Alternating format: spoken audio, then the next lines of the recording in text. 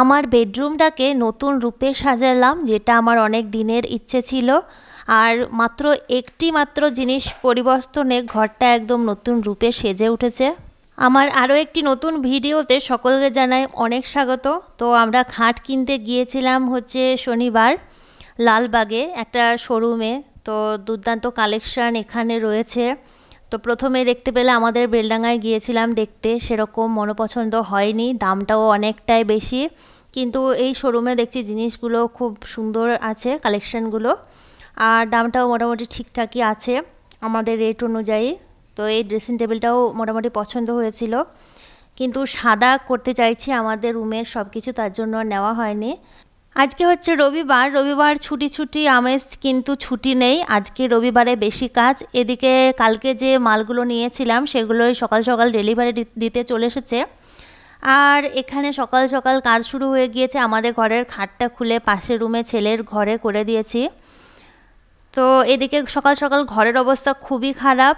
এখানে চিমনির লোক এসেছিল চিমনিটাকে পরিষ্কার করতে।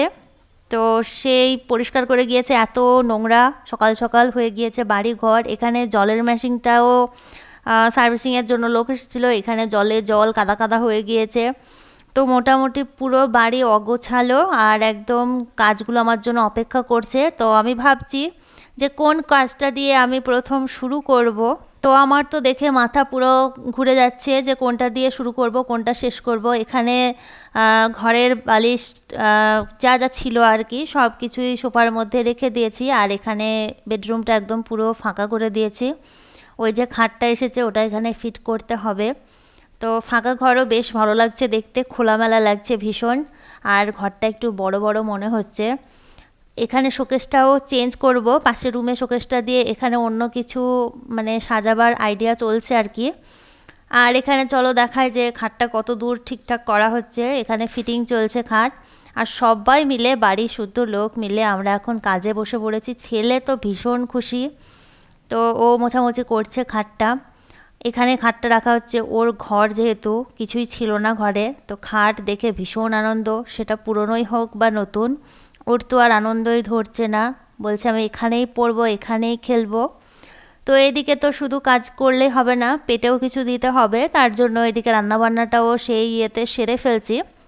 এদিকে সর্ষে ইলিশ করছি, তার জন্য শুকনো সর্ষেটাকে একটু ব্লেন্ডারে পেস্ট করে নিয়েছি, গুঁড়ো করে নিয়েছি। এটা এখন একটা বোলের মধ্যে নিয়ে কিছুটা জল দিলাম, একটুখানি ভিজিয়ে রাখবো। 10 থেকে 15 মিনিট মতো সর্ষে পাউডারটাকে ভিজিয়ে রেখে দিলাম, এরপর ছেঁকে নেব। তো একটুখানি সুন্দর করে ভিজে যাক, তারপরে এটার ব্যবহার করব। এদিকে ইলিশ মাছটাকে ম্যারিনেট করে রেখে দিয়েছি লবণ আর হলুদ দিয়ে। এদিকে কড়াই বসিয়ে দিয়েছি, কড়াই গরম হয়ে গিয়েছে, দিলাম সর্ষের তেল। এখন তো ইলিশ মাছ রান্না করলে আগের মতো গন্ধ স্বাদ কিছুই থাকে না।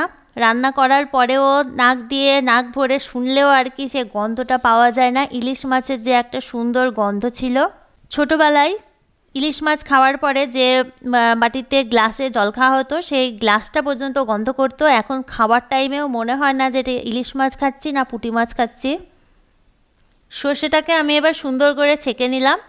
এই জলটা দিয়ে রান্না করলে কি হবে, যাদের গ্যাস অম্বলের সমস্যা থাকবে তাদের কোনো রকম গ্যাস অম্বল হবে না, ওই সর্ষের খাঁকিটা খেলে কিন্তু গ্যাস অম্বল হবে। তো এখানে পেঁয়াজটা লাল লাল করে ভেজে নিয়েছি, আদা রসুন পেস্ট 1 চামচ দিয়ে দিলাম। তারপরে এর মধ্যে হলুদ লবণ আর জিরে ধনে পাউডার দিয়ে দেবো। আর লবণটা কিন্তু একটু স্বাদ অনুযায়ী বুঝে শুনে দিতে হবে, কারণ মাছ ম্যারিনেট করার সময় লবণ হলুদ দিয়ে ম্যারিনেট করেছিলাম, বেশি লবণ দিলে লবণাক্ত হয়ে যাবে, তো বুঝে শুনে দিতে হবে। এখানে সর্ষে ছেঁকে রেখে জলটা রেখেছিলাম সে জলটাও দিয়ে দিলাম। এবার জলের মধ্যে মাছগুলো ম্যারিনেট করা দিয়ে দেব। একটুখানি ঢাকা চাপা দিয়ে দিয়ে যে মানে জলটা দিয়েছি সেই জলটা শুষে নেওয়া পর্যন্ত অপেক্ষা করতে হবে। কয়েকটা কাঁচা লঙ্কা চিড়ে দিয়ে দিয়েছি। মাছগুলোকে এবার এপিট ওপিট করে একটু নাড়াচাড়া করে নেব, খুব বেশি নাড়াচাড়া করব না, ভেঙে যাওয়ার ভয় থাকতে পারে। সর্ষে ভেজানোটা ছেঁকে নিয়ে যে জলটা আমি দিয়েছিলাম সেটা মোটামুটি শুষে নিয়েছে। এবারে আমি একটুখানি গরম জল অ্যাড করে দেব। এবারে কয়েক মিনিট মতো ফুটিয়ে নেব, ব্যাস হয়ে যাবে আমার ইলিশ মাছ রান্না। তো দেখতেই পাচ্ছ কতটা লোভনীয় সুন্দর হয়েছে, কালারটাও কিন্তু দুর্দান্ত এসেছে, কিন্তু ওই যে বললাম খাবার পরে আর সেরকম গন্ধ টেস্ট কিছুই পাওয়া যায় না এখনকার ইলিশ মাছে। তো চলুন দেখে নিই ঘরটাকে নতুন রূপ দিলাম, নতুন সাজে সাজালাম, পর্দাগুলোকেও চেঞ্জ করে দিয়েছি। দেখতে খুব ভালো লাগছে, একদম হোটেল রুমের মতো রুমটাকে সাজাবো এই প্ল্যানটাই চলছে। সব কিছু হোয়াইট আর পার্পল কালারের মধ্যে রাখতে চাইছি ঘরটাকে। তো আজকের ভিডিওটি এখানেই শেষ করলাম, দেখা হচ্ছে নেক্সট আর একটি ভিডিওতে। সকলে জানিও রুমটি কেমন লাগছে।